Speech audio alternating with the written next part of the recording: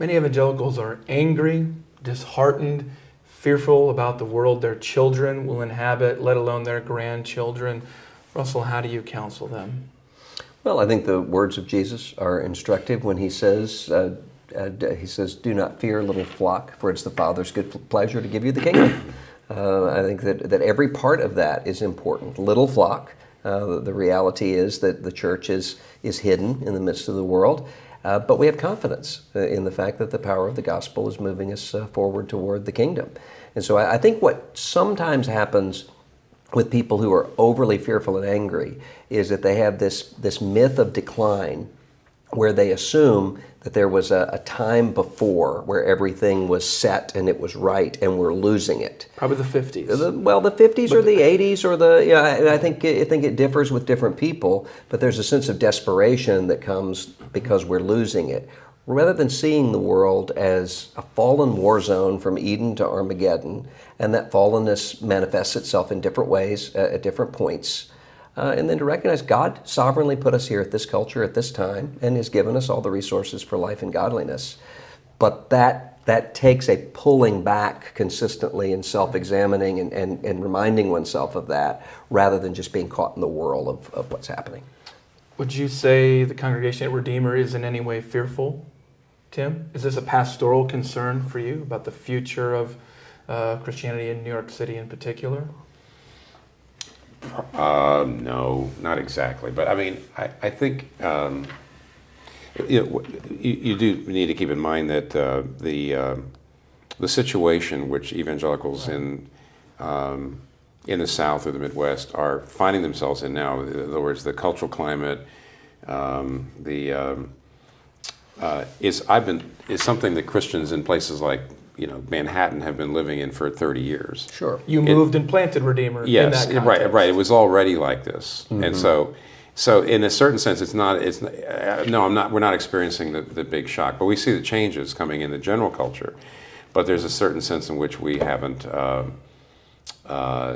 It doesn't feel as much of a shock. I'd also add this: if you go back a few decades, it looks the future doesn't look good for us. But for lots and lots of places the last 500 years, when the Queen was Catholic, if you're Protestant, you couldn't have a government job. Mm-hmm. You couldn't have an appointment to an academic appointment. Right. You certainly did not have a tax exempt status. I mean, and then when the king became Protestant, suddenly the Catholics were out and that sort of thing. Mm-hmm. And usually the Jews, I'm just thinking of Britain, in the 1500s, 1600s, 1700s, 1800s. Right. The Jews certainly were not able to. They couldn't get into to Oxford or Cambridge. They couldn't teach there. They couldn't have government jobs. So many of the things that we're looking at as what I would call disaster scenarios are actually. When I go to meetings where they say maybe it could be that people with evangelical convictions won't be able to have a job in government, we won't be able to keep our accreditation, or we won't be able to keep our tax exempt status, and I keep thinking, well, there's an awful lot of other groups that did quite well under those circumstances, and they thrived and brought it together. It certainly wasn't easy, but we're really probably not facing things that haven't been faced before by religious communities, by Christian communities that actually thrive quite well in those circumstances. Even Christian communities in the West. Yeah, we just need to get a little bit of a stark perspective on that sort of thing. Depends on your frame of reference. Well, Tim, you've talked often I've heard you speak about a wisdom test. Yeah. That if we truly believe that God has designed this world a certain way, then living out of accordance with that plan is going to lead to great hardship. And we see that the Christian view of flourishing life will kind of rise to the top or become apparent over time. Tell us a little bit more about that wisdom test, or cast it in your own words. Yeah, that's a pretty good way of putting it. Well, look at it this way. The fact that everybody's having sex and marriage is declining.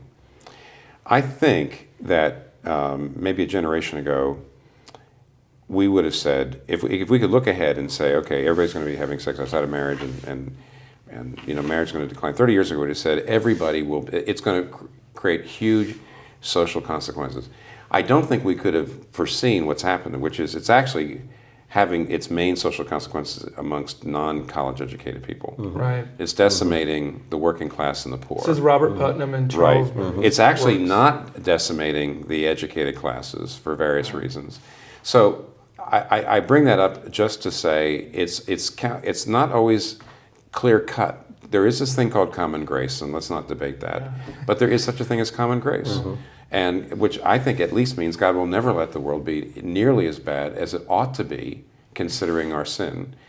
So He's got ways of maintaining, and so I can't say it's as simple as this, but I would say that if Christians are not so shaped by the culture, if they really would be in the area of sex and gender and family, if we could somehow get a lot of evangelical Christians and a lot of Christians to live that way, I'd say 20 or 30 years from now, the outcomes are going to be they're going to be different. I think, for example, being single in a community that doesn't either overly fear marriage or overly want marriage. In other words, if that would to me would be a counterculture, that would be a biblical counterculture when it comes to sex and marriage. In other words, being single is okay. It's not like you unless you're married, you're nobody, which would be traditional culture. But neither is it the sort of late modern culture where you're kind of afraid of commitment. And if we kept sex inside marriage as the nurturing discipline, I do think in the long run, outcomes will be better for kids. I actually do think that there will be it'll get clearer to the overall culture that that's a good way to live. I don't know to what degree it's going to be evident. So what I usually say to people, just give us the right to live this way, and I think you will see in the long run fruit that even somebody from outside of the faith will be able to see. I'm not sure that that's going to be very apparent when it comes to the issues of sexuality, because it seems to me that sexual issues are closer to the affections right now in our culture than almost anything else, in a way that, we look at what's happened we had a wisdom test with divorce, and I'm not sure that we've corrected Well, you're talking about inside the church. No, I'm talking about just in terms of the culture itself, of saying this really isn't good for kids to have the families breaking up. But aren't divorce But they are rates declining? No. I was going to say, generally, more and more secular voices are saying it's bad for kids. Yeah. Right? But people are saying, tough, we don't want to go back. They're just not getting married at all. Exactly. That's Well, I would say, you know what, Russell? I would say you're still, in that case, there is a wisdom contest going on then. I know what you mean. Yeah. I'm not saying the culture's saying, let's get back to the Bible. Right. But I actually think that... Or even get back to stable monogamy. Right. And yet... I don't know. In a way, there's a little something is going on there where you've got secular people looking at the facts and saying this isn't good for kids. It's almost a consensus now.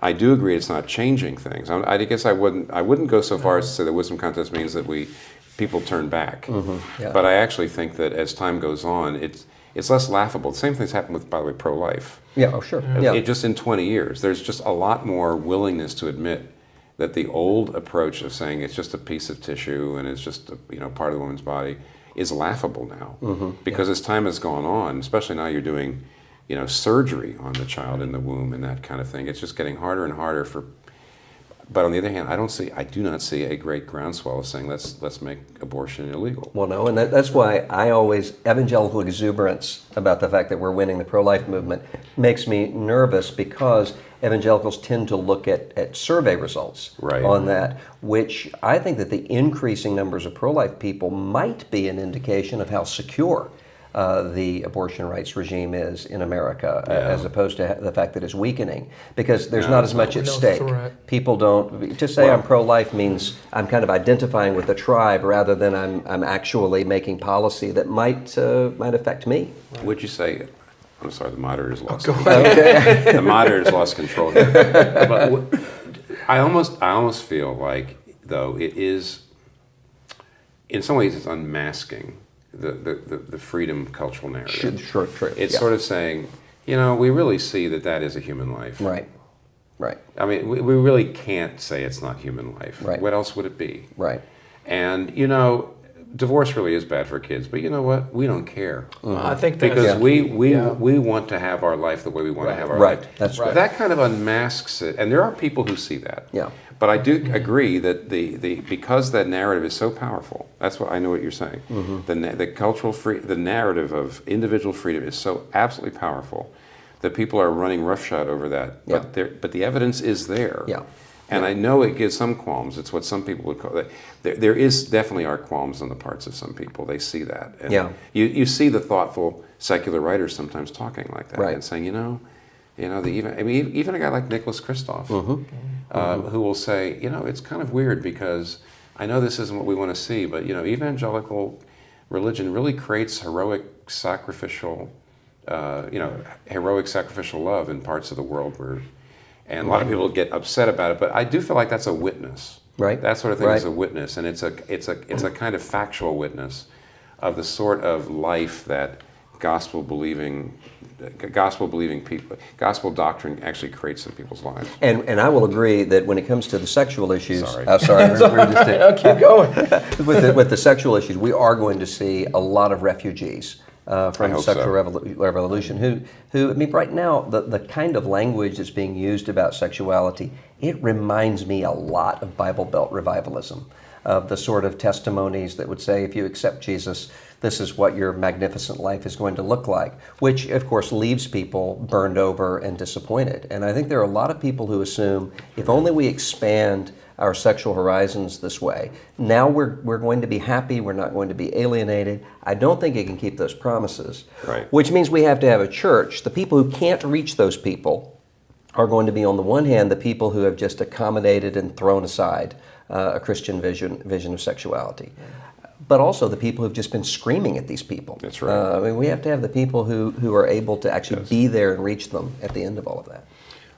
A couple of things I want to cover as well. Your context pretty different, at least to most people you're speaking with within the SBC, but you speak outside of that as well. Is there any context in which we can properly lament the things that we're losing? I mean, you're really doing a great job of helping evangelicals to celebrate the opportunities in this changing culture, but what's the role of thinking about what's been lost with families, what's been lost with some expectations, common expectations in our culture?